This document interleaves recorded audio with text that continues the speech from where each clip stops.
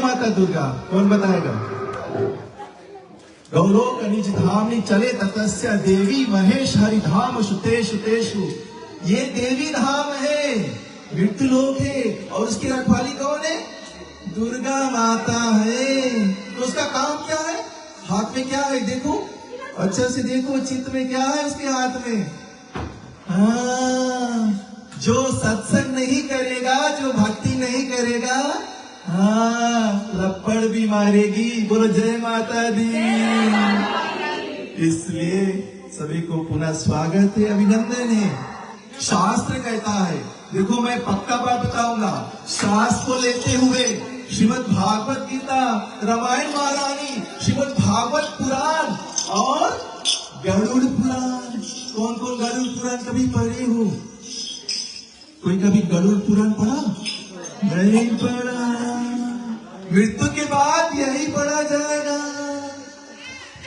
एक काम करो, आज अच्छी तरह से सुन लेना।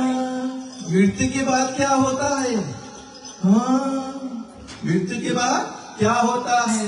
तर्पण क्या है? श्राद्ध क्या है? अरे पिंडदान क्या है?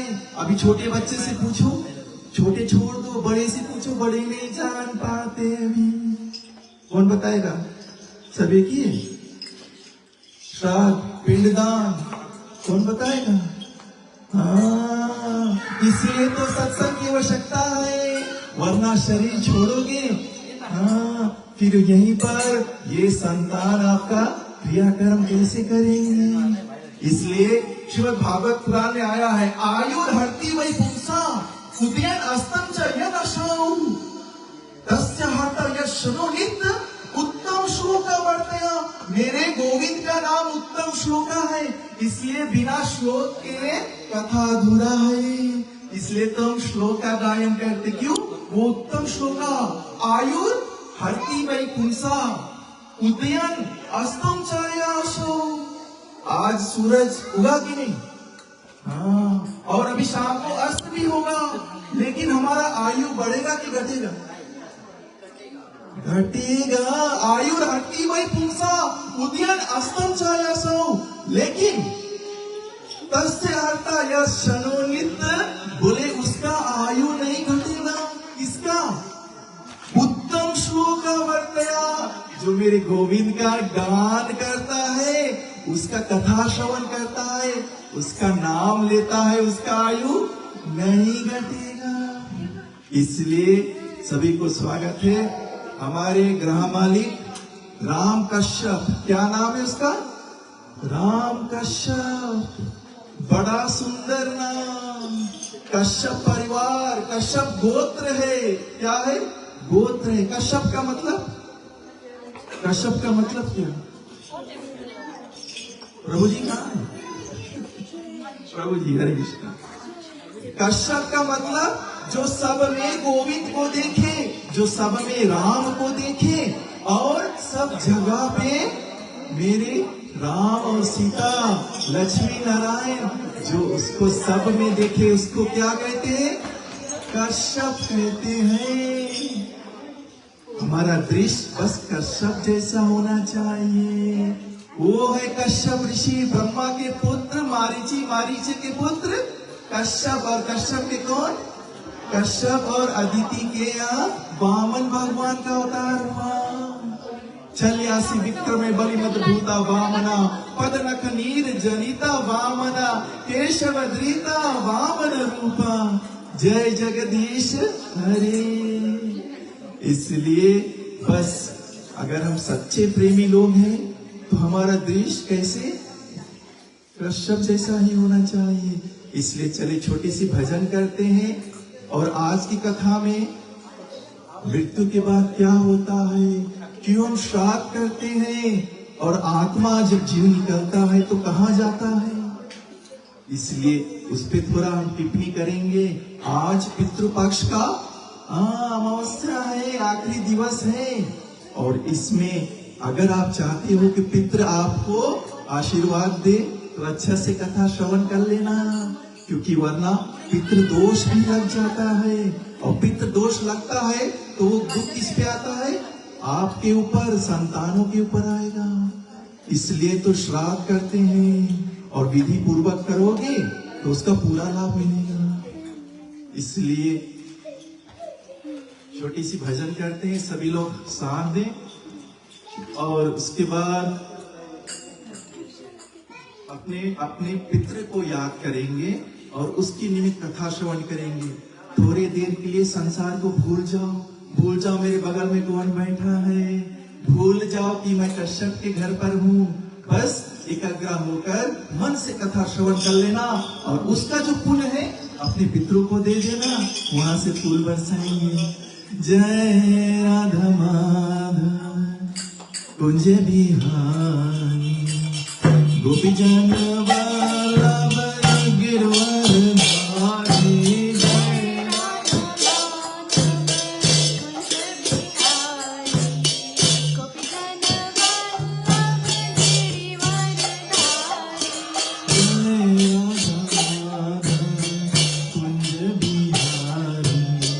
गोपी जन वल्लभ गिरवर धारी।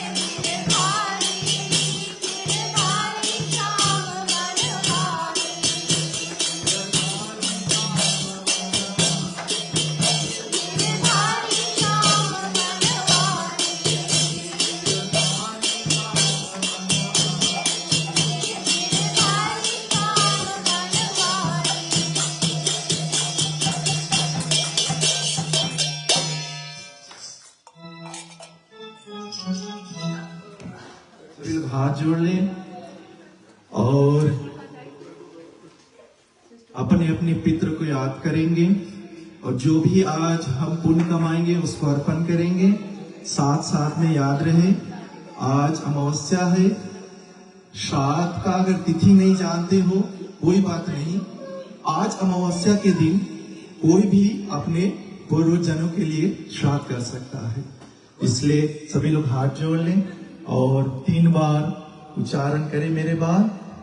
ओम नमो भगवते वासुदेवाय। नमो भगवते वासुदेवाय। ओम नमो भगवते वासुदेवाय। ओम नमो भगवते वासुदेवाय। ओम नमो भगवते वासुदेवाय। ओम नमो भगवते वासुदेवाय।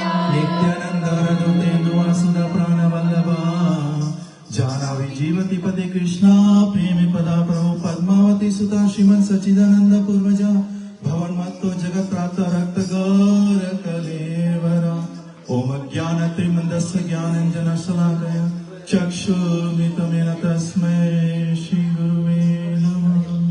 श्री चैतन्य मनोविष्टम स्थापितमेन भूतले स्वयं रूपा कदमायं ददाति स्वपदन्तिकं वन्देऽहं श्री गुरु श्रीयुतपदकमलं श्री गुरु वैष्णवंशं श्री रूपं साग्रजैतं सघना रघुनामितं तं सजीवं साधुवैतं साधुतं परिजन सहितं कृष्ण चैतन्य देवं श्री राधा कृष्ण पद सागरं श्री ललिता विशाखावितं हे कृष्णा करुणा सिंधु दीन बंधु जगतपते गोपी स गोपिका कांत राधा कांत नमस्तुते तप्त कंचन गौरंगी राधे वृंदावनेश्वरी वृषभानुसुते देवी प्रणमामि हरिप्रिये।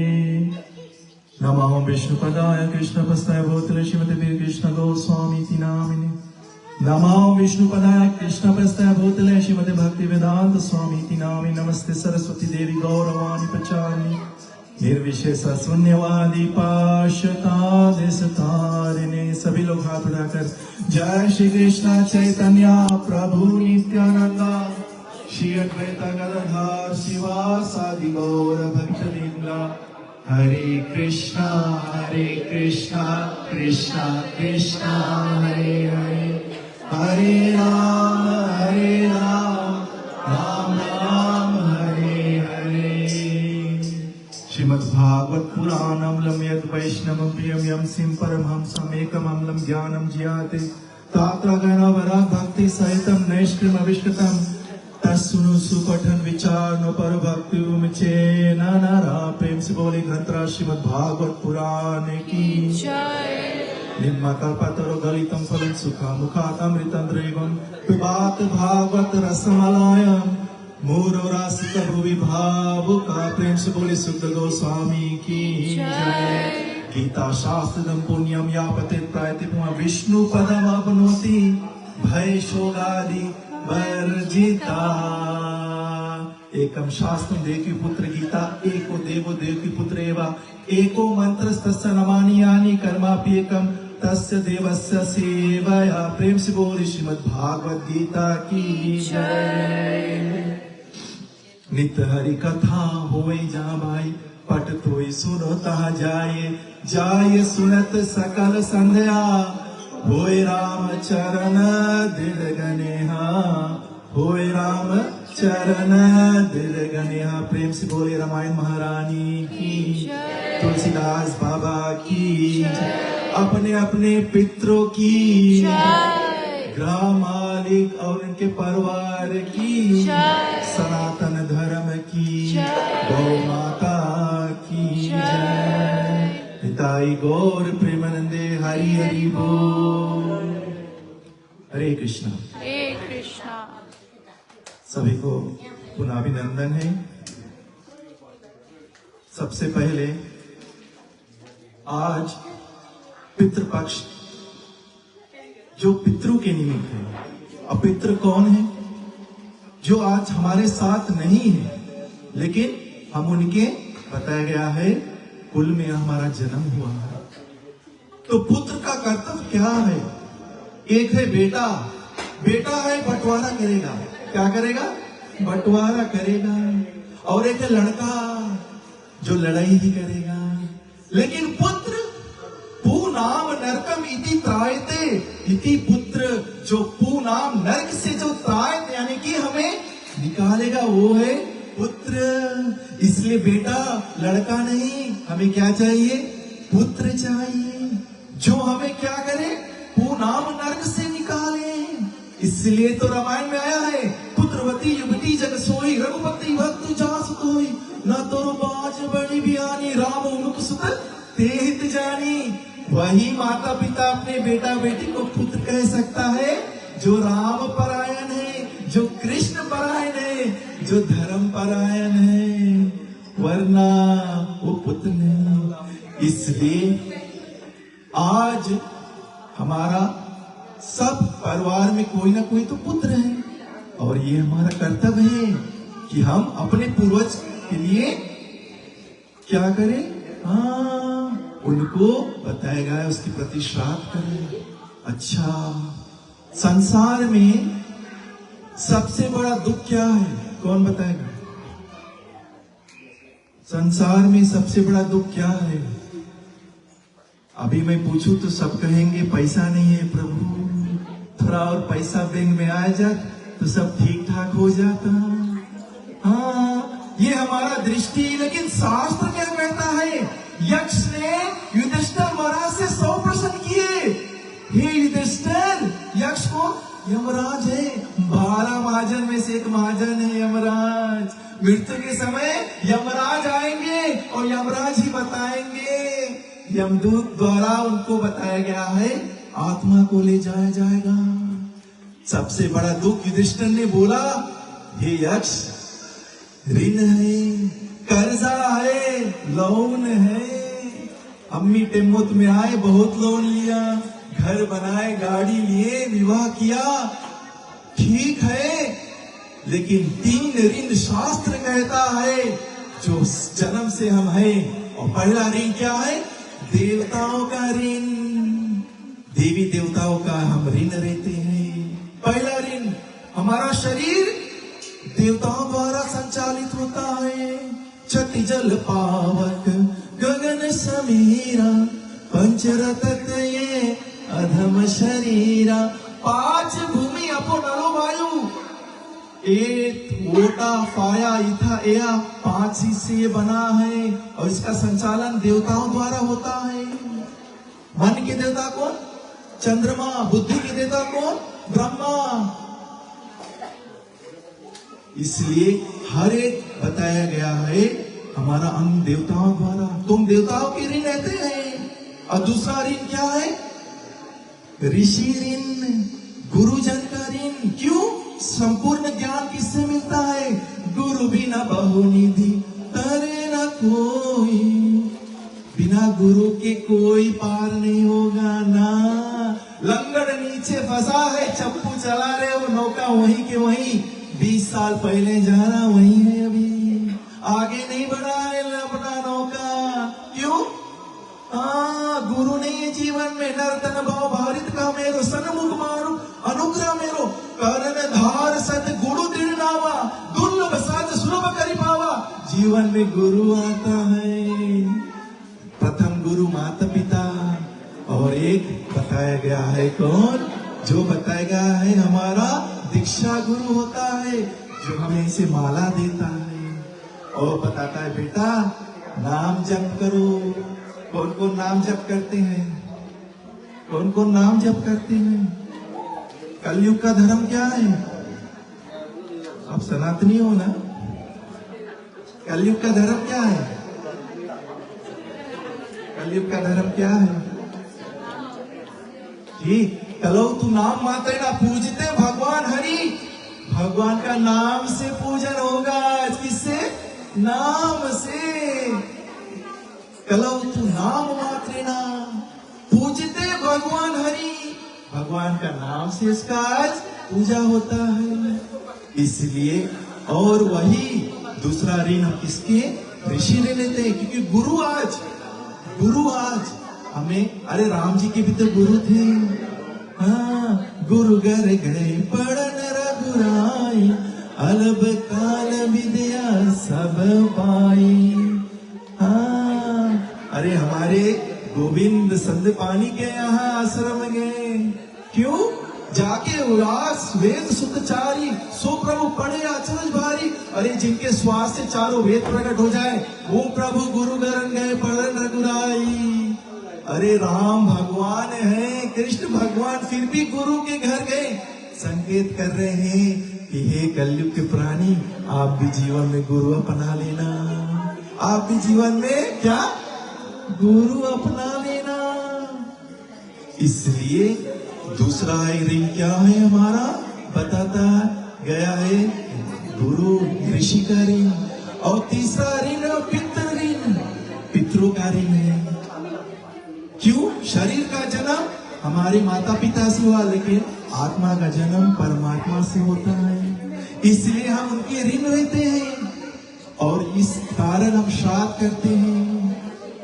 इसलिए आज सबसे बड़ा दुख आज ऋण ही है। और सबसे बड़ा आश्चर्य क्या है? सभी से निवेदन है, अपने बच्चे को प्लीज शांति पूर्वक सुला दो और आप कथा श्रवण कर लेना, वरना जब यमदूत आएंगे पूछेंगे कश्यप के घरे कथा श्रवण हो रहा था तो आप क्यों नहीं किया? इसलिए ध्यान पूर्वक कथा श्रवण कर लेना। इसलिए आज वो ऋण पितृ ऋण है। अच्छा, आनी आनी भूतानि गच्छन्ति अमलाहम शेषास्तारमिच्छन्ति।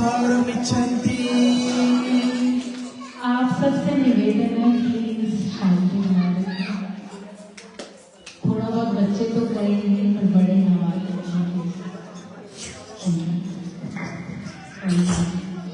कथा में अगर बात करोगे तो अपराध है। अपराध जानते हो? हाँ, वो दुर्गा देवी देख रही है। हाँ, इसलिए सबसे आश्चर्य आज कौन? दूसरा प्रश्न यक्ष किससे? युधिष्ठिर महाराज से पूछ रहे कि सबसे आश्चर्य बात क्या है? चांद पे चले जाओ, बड़ा बड़ा बिल्डिंग बना दो, ये आश्चर्यजनक नहीं है। आनी आनी भूतानि गच्छन्ति यामलम शेषास्तारमिच्छन्ति। और किम आश्चर्यम अथा परम आनी आनी भूतानि। युधिष्ठिर ने कहा, हे यक्ष, दिन प्रतिदिन एक एक क्षण अभी कोई शरीर छोड़ रहा है, लेकिन जो जीवित है वो सोच रहा है कि मैं मरूंगा नहीं। यही सबसे बड़ा आश्चर्य बात है। जो जीवित है वो सोच रहा है कि मैं नहीं मरूंगा। यही सबसे बड़ा आश्चर्य। इसलिए अपने कर्म पे बड़ा सतर्क रहना। मृत्यु के बाद क्या होता है, चलो मैं खोल कर बताऊंगा, गरुड़ पुराण में कैसे आया है। इसलिए हमारा 3 शरीर होता है। कितने? 3 शरीर। एक शरीर जो आपके सामने बैठा है, हम एक दूसरे को देख रहे हैं, तो उसको क्या कहते हैं? भौतिक शरीर। ठीक है, ये भौतिक शरीर जो 5 तत्व से बना है। अच्छा, और इसके भीतर एक शरीर जो दिखाई मान नहीं, उसको सूक्ष्म शरीर कहते। क्या? सूक्ष्म शरीर, और जिसमें है मन, बुद्धि और मिथ्या अहंकार। क्या है? मन, बुद्धि और मिथ्या अहंकार। दूसरा शरीर जो सूक्ष्म शरीर, और उसके भीतर एक और शरीर है जिसको कहते हैं परमात्मा, यानी कि जो सत्य चित्त और आनंद है। और तीसरा चौथा आत्मा। तो 3 शरीर, एक भौतिक शरीर और एक सूक्ष्म शरीर, मन, बुद्धि और मिथ्या अहंकार, और उसके भीतर आत्मा। तो जब मृत्यु आता है, मृत्यु के समय पहले यमराज बहुत नोटिस भेजेंगे, बाल सफेद कर देंगे, लेकिन हम दाएं मार के घूम रहे हैं। हाँ, सोचे अभी बहुत बाकी है। पहला नोटिस। दूसरा नोटिस, आँख कमजोर कर देते हैं, हम चश्मा पहन लेते हैं। अच्छा, फिर घुटने में दर्द आ जाता है, मालिश करके काम चलाओ। कमर में दर्द, फिर मालिश करो। नोटिस यमराज भेजते रहता है दिन प्रतिदिन, और हम नजरअंदाज कर देते हैं।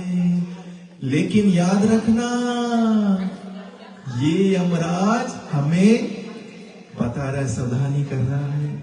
और यमराज जब ऐसे करते तो मृत्यु के समय क्या होता है? अच्छा, किसी को कभी यहां बिच्छू काटा?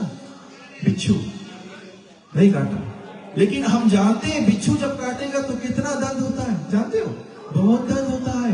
मृत्यु के समय 40,000 बिच्छू एक समय एक जगह पर जब डंक मारेगा, उतना पीड़ा होता है मृत्यु के समय।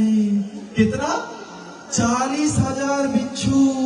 गरुड़ पुराण में पढ़ लेना, 40,000 बिच्छू एक समय एक जगह पे जब डंक मारेगा, उतना पीड़ा होता है। आप अनुमान लगाओ कितना पीड़ाजनक है। इसलिए वो मृत्यु के समय होगा। अच्छा, तो 3 शरीर में से इस शरीर को क्या कहते? ददानी भू पशु गोस्ते नारी क्राधार सखा संसानी देहो चिता स्त्रीलों के धनवान को गस्ते। जीव एका, जीव अकेले इस शरीर में से निकलेगा मन बुद्धि और अहंकार के साथ। और जो शरीर को क्या करते हैं? उसका अंत्येष्टि क्रिया करते हैं, चिता पे सुलाते हैं।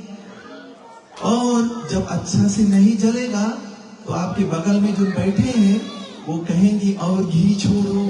क्या करो? और घी छोड़ो, अच्छा से जल नहीं रहा है। यही सच्चाई है। आप शरीर छोड़ोगे, यही आपके साथ भी होगा, यही होगा। तब वो पीड़ाजनक। अच्छा, तो मृत्यु के समय कौन आता है? 14 भवन है, 14 भुवन है। हम ये भूलोक हैं जिसका संचालक कौन? दुर्गा माता करती है। और इसके ऊपर भू भुवर स्वर महर जनस तपस सत्यलोक। सत्यलोक और ब्रह्मलोक एक ही है। और बीच में कौन है? भूर भुवर स्वर महर जनस तपस। और नीचे 7 लोग हैं। ध्यान से सुनना, मृत्यु के बाद क्या जाना अभी पता लगेगा।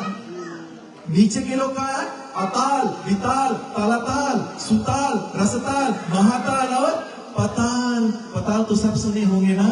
और भी है 7 नीचे 7 ऊपर के लोग। तो मृत्यु के बाद कहा जाओगे? जो पुण्य और पाप में फंसे हैं।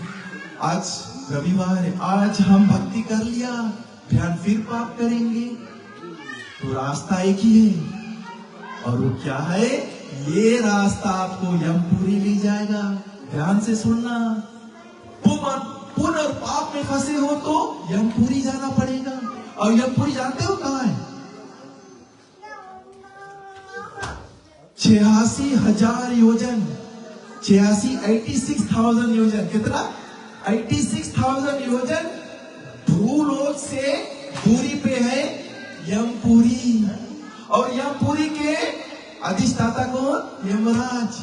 अच्छा, 1 योजन है 7.5 माइल्स और 1 माइल में 1.6 किलोमीटर। कुल मिलाकर 10,32,000 दूरी पर है वहां पर यमपुरी। और आत्मा जैसे निकलता है, 2 यमदूत आएंगे, रस्सी बांधकर खींचेंगे आपको शरीर में से। कभी कभी ऊपर के द्वार से जब प्राण निकलता है तो ऊपर के लोग जाएंगे, भू भुवर स्वर जनस तपस सत्यलोक। और नीचे की ओर से प्राण निकलेगा तो अताल, पताल, सुताल, विताल, महाताल, रसताल और पताल लोग जाओगी। कभी कभी बोलते नानी के कान में से महिला निकल लगी ना, तो मतलब शरीर, आत्मा कहां से निकला? कान के द्वारा। हमारे शरीर में 9 द्वार है। कितने? 9 द्वार। 2 आंख, 2 कान, कितने में? 2 नाक, 1 मुख। और नीचे के भाग से जनेंद्रिया, जहां से विष्टा और मलमूत्र करते। कितने हो गए? 9 द्वार। 10वां द्वार तो ऋषिगण के यहाँ से ब्रह्म रुधिर से प्राण निकलता है, उसके बारे में भूला ही जाओगे। तो 9 द्वार से प्राण निकलेगा। जिसका प्राण ऊपर से निकलता है वो ऊपर की लोग जाते हैं, और जिसका प्राण नीचे से, कभी कभी लोग विष्टा कर देते मृत्यु समय, मतलब हाँ, नीचे की ओर नहीं जाना पड़ेगा। 2 यमदूत आएंगे और खींचेंगे रस्सी बांध कर। अच्छा, मृत्यु के बाद आत्मा कितने दिन रहता है यहाँ पर? कितने दिन? कौन बताएगा? कितने दिन रहता है भैया लोगन? 13 दिन। ठीक, अच्छा 13 दिन आत्मा रहता है। क्यों? बिना शरीर के आत्मा अब यमपुरी जाए कैसे? शरीर तो चाहिए, इसलिए हम क्या करते हैं? पिंडदान। पिंडदान क्या होता है? पिंडदान क्या होता है? जानना चाहिए पिंडदान क्या होता है। भैया कुछ बोल रही है, बोलो। हाँ हाँ भैया बोलो।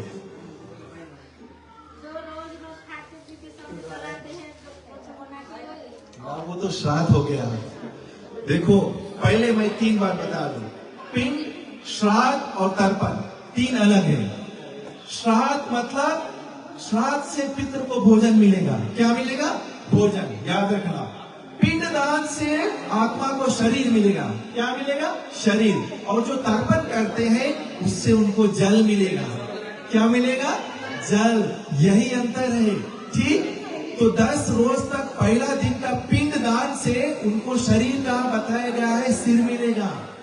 तब पहला रोज के पिंड दान में हम आटा का वो बनाते हैं पुतला, और तिल से लेकर पिंड दान करते तो उसका शरीर का पहला भाग सिर मिलेगा, पहला पिंड दान। दूसरा पिंड दान से गला और कंधा मिलेगा।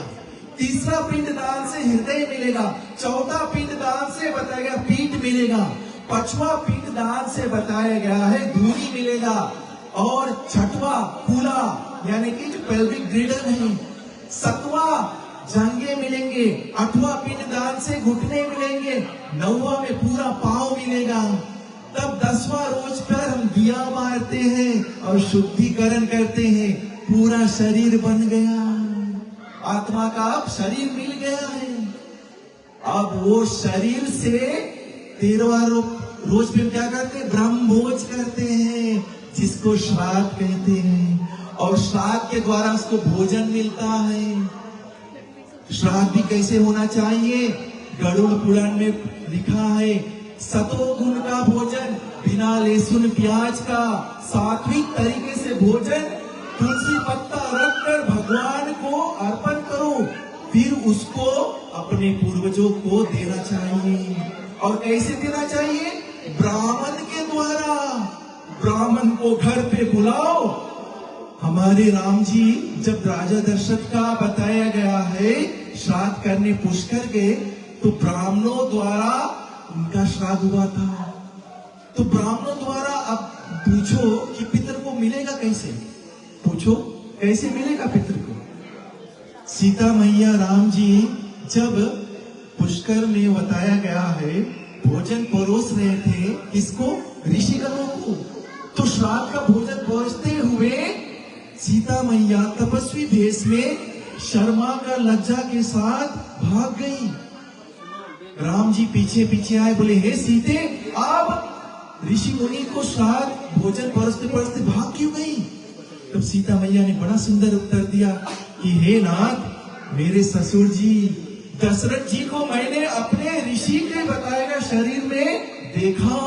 मतलब आपका पितृ ऋषिगण के शरीर से, ब्राह्मण के शरीर से वो भोजन प्राप्त करते हैं। और क्योंकि मैं तपस्वी भेष में हूँ, इसलिए मैं लज्जा के मारे भाग कर आ गई। तो ये श्राद्ध होता है। क्या श्राद्ध? जो भोजन बनाते पहले सतोगुण का भोजन, यजना सितस्नो संतो मुच्यते सर्वा किल्बिषा भुजाते ते तब अगम पापा ये पचाती आत्मा का अन्न। भागवत गीता 3रा अध्याय के 13वां श्लोक खोल के पढ़ लेना। बिना भोग लगाए जो अगर ग्रहण करोगे पाप खाओगे, भगवान ने लिख दिया। इसलिए वो श्राद्ध होता है। और 13 दिन में जब श्राद्ध होता है तो ब्राह्मण को भोजन। दूसरा किसको खवा सकते हैं? गाय। अगर गाय है घर में तो गाय को खवा दो, क्योंकि गाय में 33 करोड़ देवी देवता का निवास, उसके द्वारा उनको मिल जाएगा पितरों को। और तीसरा क्या है? कौवा। ऑस्ट्रेलिया में बहुत कौवा है। अच्छा, कौवा को क्यों खिलाते हैं बताओ? बताओ बताओ, कौवा को क्यों खिलाते हैं पितृ का भोजन? कौन बताएगा? कौवा को क्यों खिलाते हैं? हमारे ऑस्ट्रेलिया में बहुत कौवा है, किसी ने 15 रोज में खिलाया? पितृलोक बोलेंगे, अरे पितृलोक अलग लोक है, पाताल लोक और गोवर्धन सागर नीचे, उसके बीच में पितृलोक। और पितृलोक के राजा है अयरमा। अयरमा के पत्नी है स्वाधा। जब हम तर्पण करते हैं तो जल और तिल लेकर ये अंगूठे की ओर से हम ऐसे पानी तर्पण करते हैं, सही है ना? तो हम कहते हैं तस्मै स्वाधा नमः। स्वाधा यानी कि अयरमा राजा का पत्नी, उनका नाम से। और कौवा कौन है? राजा अयरमा का वाहन है, ट्रांसपोर्ट है उसका। क्या है? ट्रांसपोर्ट है। तो कौवा को जब दोगे तो कौवा द्वारा पितृलोक तक पहुंचाया जाएगा और वहां पर आपके पितरों को ये भोजन मिलेगा। इसलिए पितृलोक का एक दिन हमारा 1 साल है और उनका 1 घंटा का जब लंच आवर होता है तो हमारा 15 दिन यहाँ पर बताया गया है। तो 15 दिन में जिस तिथि पे जिसने शरीर छोड़ा उस तिथि पे बताया गया है श्राद्ध करना चाहिए। लेकिन अगर श्राद्ध का डेट नहीं याद है तो आज अमावस के दिन पर आप श्राद्ध करोगे तो उसको पूरा लाभ मिल जाएगा, अगर डेट मालूम नहीं है। लेकिन तर्पण जो जल देते हैं वो प्रतिदिन होना चाहिए, प्रतिदिन होना चाहिए। इसलिए गाय, ब्राह्मण या कौवा को खिला दो और मिल जाएगा उनको। ऐसे मिलता है भोजन उनको। अच्छा, अब शरीर जब मिल जाता है, अब कितना 86,000 योजन, 86,000 योजन, अब उस आत्मा को कहाँ ले जाते हैं? यमपुरी ले जाते हैं। कहाँ जाते हैं? यमपुरी। 16 स्टेशन है, हमारे यहाँ ट्रेन स्टेशन है ना, लेकिन यमपुरी 16 स्टेशन उसके बीच में आएगा। एक एक स्टेशन 3-3 हजार किलोमीटर। और कैसे चलाते जानते हो? पैदल। इसलिए हम ब्रह्मभोज के दिन चप्पल दान करते हैं। जानते हैं क्यों? क्योंकि यमपुरी आएगा तो वहां 50 सूरज रहेगा और गरम गरम बालू पे नगन पांव चलाया जाएगा। तो चप्पल दान करो, कुछ सहायता हो जाएगा जीव का। और ये जीव वही जो पाप और पुण्य में फंसे हैं। अच्छा, और वही वैतरणी नदी आएगा, पील रिवा नहीं है। पील रिवा तो बच्चा लौटेगा, पार हो जाएगा। वैतरणी नदी 100 योजन का है। कितना? 100 योजन का नदी। और उसमें जानते हो खून, पेशाब, विष्ठा, मल मूत्र से सांप होंगे, बिच्छू होंगे, अरे कीटाणु होंगे, और उसमें डुबा कर ले जाएंगे यमदूत। पाप किया है तो उसमें डुबा कर ले जाएंगे और वो आप पीते जाओगे। 100 योजन का वैतरणी नदी है, उतना दंड मिलेगा। और यहाँ पर जितना अधर्म कार्य करोगे उतना आप डुबा कर ले जाएंगे। तो इसलिए यहाँ पर ब्राह्मण को हम क्या देते हैं? गौदान करते हैं। क्यों? ताकि नौका मिल जाए, थोड़ा सहायता हो जाए। जानना चाहिए मैया लोगन, शरीर छोड़ोगे संतान नहीं जानेंगे, कौन गौदान करेगा? आज बड़ा मुश्किल से दान करते, गौदान तो भूला जाओ। इसलिए जीते जी अपने मुक्त हो जाना। और वो वैतरणी नदी से बताएगा है शालिग्रामपुर आएगा, 16 स्टेशन है। और घिसते एक शालिग्रामपुर पत्थर की वर्षा होगी। तो यहाँ छतरी दान कर दे कि तुम्हारा कुछ सहायता हो जाए। छतरी दान करते हैं। इसलिए 16 स्टेशन और आखिरी है भूभितपुर। भूभितपुर वहां पहुंचते हैं, तब जाकर हमारा 348 डेज लगता है। कितना? तब यहाँ पर सलीना बरसी करते हैं। करते कि नहीं? सलीना बरसी करते हैं। क्यों? क्योंकि 348 डेज लगता है यमपुरी पहुंचने को। और उसको फिर हम वहां श्राद्ध करते हैं। लेकिन एक बात याद रखना, गलती से एकादशी के रोज श्राद्ध मत कर देना। ये कुर्वन्ति मही फला श्रद्धम च एकादशी दीने त्रैसा नरकम यान्ति दाता भुक्ता प्ररायता। एकादशी के श्राद्ध मत कर देना, नहीं तो जो यजमान है, जो पुरोहित है, जिसके प्रति श्राद्ध हो रहा, तीनों नरक जाएंगे, गारंटी है। इसलिए और पितृपक्ष में एकादशी आया था, इसलिए भूल से भी करने से पहले पूछ लेना। और वो 348 डेज में वहां पहुंचते हैं, इसलिए हम यहाँ पर श्राद्ध करते हैं। और श्राद्ध नहीं करोगे तो वहां यमदूत और पीटेंगे उसको, क्योंकि भोजन का 4 हिस्सा होता है, 2 हिस्सा यमदूतों को और 2 आत्मा को मिलता है। और 348 डेज बाद कहां पहुंचते हैं? यमपुरी। आखिरी बात, यमपुरी पहुंचते हैं। और यमपुरी में कौन? बोले 40 योजन, 330 माइल्स का यमपुरी। और वहां पर यमराज, जानते हैं उनका हाइट कितना है? 24 माइल, 3 योजन के। इतना विकराल रूप, लाल लाल आंखें होंगी। और जैसे पहुंचोगे वहां पर जो द्वारपाल है, शर्वणी और शर्वणन, अभी आपके मन में क्या चल रहा है? बेटवा कब खलास करी? वो शर्वणी नोट कर रही है वहां। मन में आपके क्या हो रहा है वो वहां पर श्रवणी सब देखकर सुनकर नोट कर रही है।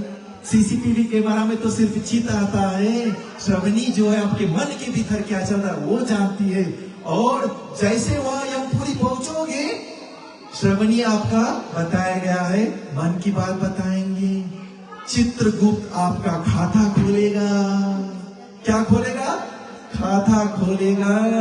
लाख आंखों से देख रहा है तुम्हें देखने वाला, सत की खेती कर ले चतुर नर, समय बदलता जाता, मेरे मालिक के दुकान में सब लोगों का है खाता, सबका खाता है वहां पर। और जैसे पहुंचोगे, चित्रगुप्त आपका बताया गया है क्या करेगा?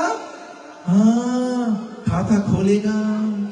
अच्छा, जन्माष्टमी के दिन बर्थडे पार्टी में शराब पी रहे थे, अच्छा सब लिखा है, सब लिखा है वहां। और वही पाप और पुण्य के अनुसार आपको नरक भेजा जाएगा, स्वर्ग भेजा जाएगा। और जिनका बताया गया है कोई गति नहीं है, उनको पितृलोक में वहां पर वेटिंग लिस्ट पे धरा जाएगा, ताकि आज जैसे कश्यप प्रभु अपने अर्धांगिनी के लेकर अपने पूर्वजों के प्रति श्राद्ध कर रहे हैं, बेटा बेटी करेंगे तो जो पितृ है उनका छुटकारा हो जाएगा, नाचते नाचते स्वर्ग चले जाएंगे। और पितृ बताया गया है दोष लगेगा जब बेटा बेटी धन का दुरुपयोग करेंगे, वही पितृ दोष देंगे, शराब देंगे, क्योंकि उनको नरक जाना पड़ेगा। 28 नरक है, कुंभी पाक है, गरम खौलल तेल में छोड़ा जाएगा, निकाला जाएगा। गरुड़ पुराण में पढ़ लेना, भागवत पुराण के 5वां स्कंद में लिखा है 28 नरक के बारे में, पृथ्वी की दक्षिण दिशा में है। इसलिए कर्म पे बड़ा सतर्क, अपने कर्म पे बड़ा सतर्क हो जाना, क्योंकि जो करोगे वही भुगतोगे। कर्म का चक्कर बड़ा बताया गया है, हाँ विचित्र है। ऐसा नहीं कि मैं कर्म करूं और दंड आपको मिले, नहीं नहीं। आखिरी कथा बता दो कर्म के बारे में। अब जान गए मृत्यु के बाद क्या होता है ना, कहाँ जाना है। हाँ, उद्वम गच्छन्ति 7वां स्तर बताया गया है, जो ऊपर की ओर नहीं जाएगा। कौन? जो सतोगुण में है। और बताया गया है मध्य तिष्ठान्ति राजसा, जो रजोगुण में यही रहेंगे। और मत सोचना कि अगले जन्म में मनुष्य बनेंगे, ना ना ना, पशु बनकर आगे था। और अधो गच्छन्ति तामसा, जो पाप में है उनको नीचे की ओर जाना पड़ता है। इसलिए ये हमारा कर्म पे निर्भर है। और कर्म का चक्र बहुत विचित्र है। कर्म कभी कभी तुरंत मिल जाएगा, पड़ोसी के थप्पड़ मार के देखो अभी, हाँ उधर से थप्पड़ आएगा, कर्म का परिणाम तुरंत। और कभी कभी हम बोलते हैं प्रभु ये इतना पाप कर रहा है, लेकिन इसको कुछ हो क्यों नहीं रहा है? क्यों नहीं हो रहा है? अप्रारब्ध फलम पपम कूटम बीजम फलम मुखम। पाप 3 स्तर पे होता है। अभी फलम मुखम, अभी जो लोग आईसीयू में हैं, पाप पक गया, रोग आ गया शरीर में, मतलब पाप पक गया। अप्रारब्ध फलम पापम कूटम बीजम। अब कूटम मतलब अभी पका नहीं है, कच्चा है, लेकिन पकेगा। और बीजम मतलब अभी बोया है तो अभी परिणाम नहीं मिलेगा, ना ना ना, अभी बाद में मिलेगा। इसलिए अब प्रश्न ये है कि प्रभु अब तो पाप हो गया, अब इसका निवारण तो बताओ। हाँ, कर्म नहीं प्रललिता विष्णु भक्ति रतनमानम। बोले कृष्ण की भक्ति करो, कृष्ण की कथा श्रवण कर लो, कृष्ण का नाम जप कर लो। हरे कृष्णा कृष्णा कृष्णा हरे हरे, हरे राम राम राम हरे हरे। भक्ति कर लोगे तो इस पाप आए तो गा, लेकिन उनका ताप नहीं रहेगा, उनका ताप नहीं रहेगा। इसलिए बेटा अगर पाप करेगा तो स्वयं भोगना पड़ेगा, बेटी पाप करेगी स्वयं भोगना पड़ेगा। उदाहरण मैं दे दूं, एक दृष्टांत दे दूं, फिर यहीं पर कथा समाप्त करेंगे। एक व्यक्ति रास्ते से जा रहा था। ये कौन रास्ता है, कौन रोड है? मेरा तो जुबान लड़खड़ा रहा है। जुबाता रोड, जुबा, अच्छा, जुबाता ड्राइव, ठीक। एक व्यक्ति जुबाता ड्राइव से जा रहा है, ध्यान से सुनना, ये हमारे कर्म के बारे में। और जुबाता ड्राइव से जा रहा तो उसने देखा एक आम का बगीचा, और आम का बगीचा को देखा। अब उसको क्या इच्छा हुई कि मैं आम खाऊं। अच्छा, आप मुझे बताओ, आपको बगीचा के किसने देखा? आंख ने देखा। अगर आंख ना होती तो वो देखता नहीं, देखता। अच्छा, लेकिन आम का बगीचा को आंख ने देखा, लेकिन आग क्या आम के बगीचे तक चलकर जा पाएगा? विचार कर नहीं जा पाएगा। अच्छा, देखा किसने? आंख ने। लेकिन बगीचे तक गया कौन? पांव गया। अच्छा, अब पांव बगीचे आम तक पहुंच गया, लेकिन क्या आपका चरण आम तोड़ पाएगा? नहीं। तो तोड़ा किसने? हाथ ने। कुल मिलाकर आंख ने देखा, पांव ले गया और हाथ ने तोड़ा। अच्छा, अब हाथ ने तोड़ तो लिया, अब उसको क्या चख पाएगा? नहीं खा पाएगा। चखने के लिए रसना चाहिए, जिब्बा चाहिए। आंख ने देखा लेकिन तोड़ा नहीं, गया नहीं। पांव गया लेकिन तोड़ा नहीं, हाथ तोड़ा लेकिन खाया नहीं। खाया किसने? रसना ने। अच्छा, अब रसना ने चखा लेकिन रखा नहीं। रखा किसने? पेट ने रखा। अच्छा, और पेट ने रखा, उसी समय बगीचे का मालिक आ गया डंडा लेकर। देखा चोरी से आम चोरी कर रहा है, दबे पांव पीछे से आया और 3 लाठी पीठ पर बरसाया। 3 लाठी का पीठ पर बरसाया। अब जो लोग कथा श्रवण कर रहे थे, बोला ये क्या बात हुई? कर्म किया आंख ने और डंडा किसको पड़ा? पीठ को। ये तो नाइंसाफी है कि नहीं? हाँ। लेकिन जब ये कथा एक गुरु को सुनाया गया, एक महात्मा को सुनाया गया, तो महात्मा ने बोला नहीं नहीं, अभी कथा अधूरा है, थोड़ा और आगे चलो, आपका प्रश्न का उत्तर यही में है। बोले अच्छा, पीठ पे जब डंडा लगा तो पीड़ा दर्द हुआ कि नहीं? बोले हाँ हुआ। तो बोले रोया कौन? हाँ, और कर्म किसने किया था शुरू में? देखा किसने था? आंसू कहां से आया? मतलब ये पूरा चक्कर होते होते कर्मना जयते जंतु कर्मना जो बोया है वही काटोगे, जो बोया है वही पाओगे। अब गेंदा के फूल वो गार्डन में मैया लोगन रोज नहीं मिली, इमली बोया अंगूर नहीं पाओगे। इसलिए जो करेगा सो भरेगा, जैसी करनी। फिल्म आया था, सबने देखा है, मुझे मालूम है। लेकिन आप कर्म पे सतर्क हो जाना, क्योंकि आपका कर्म आपका प्रारब्ध बनेगा। और कूटम बीजम फलम मुखम, इसलिए जीते जी मुक्त हो जाना। मुक्ति शरीर को नहीं चाहिए, मुक्ति आत्मा को चाहिए, क्योंकि हम शरीर नहीं है। अगर शरीर है, हम कहते हैं चल बसा, कौन चल बसा? अरे यही तो है शरीर। बोले हाँ आत्मा चल बसा, लेकिन कहाँ बसा? अमेरिका जाओ, इतने तैयारी के साथ, वीजा कहाँ रहना है, कहाँ खाओगे, इतने तैयारी, मरने के बाद कहाँ जाओगे, उसकी तैयारी कौन करेगा? जीते जी मुक्त हो जाना।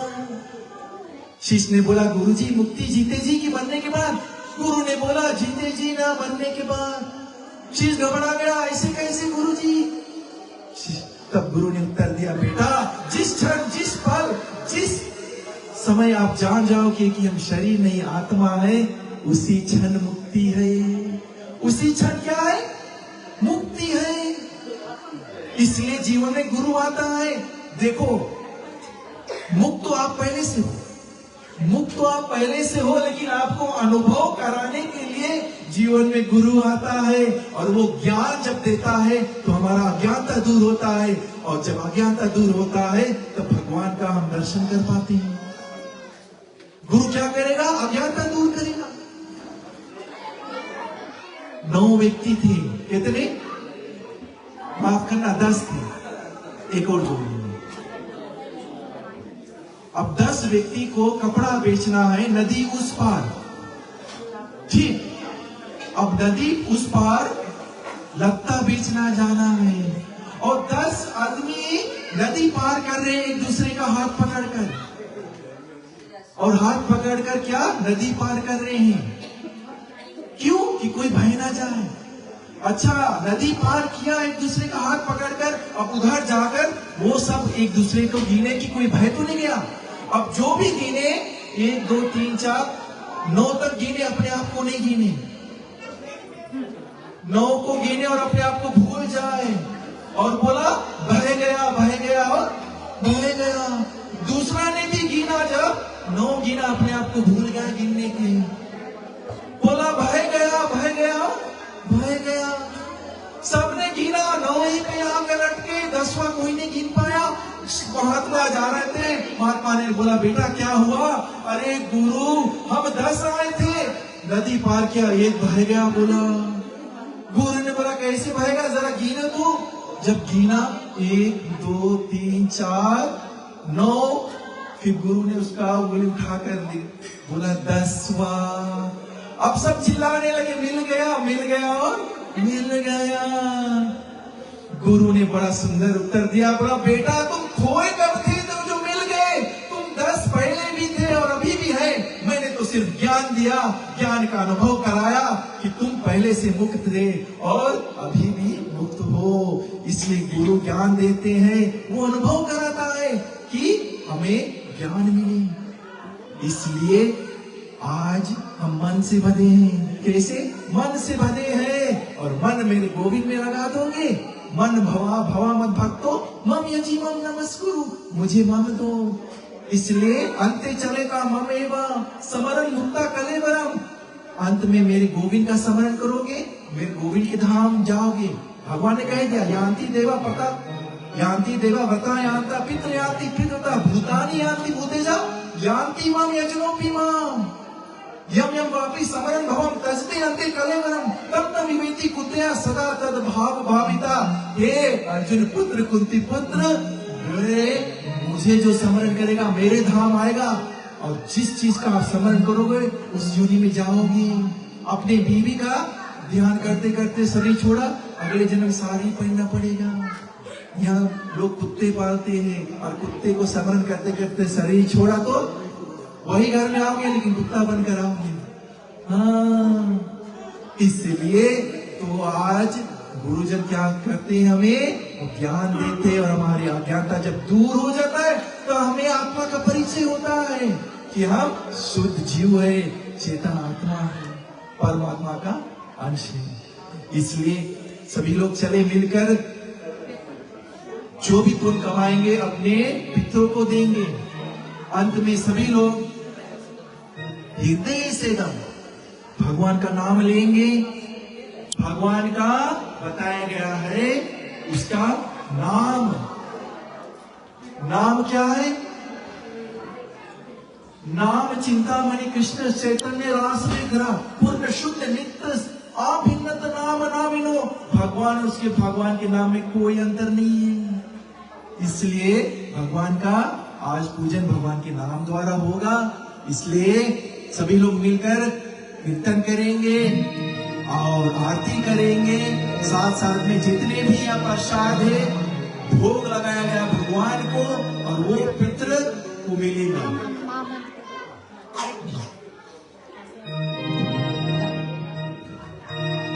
हरे कृष्णा कृष्णा कृष्णा हरे हरे, हरे राम राम राम हरे हरे। हरे कृष्णा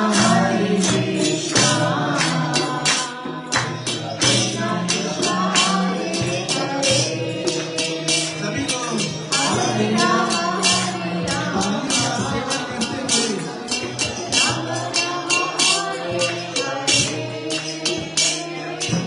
हरे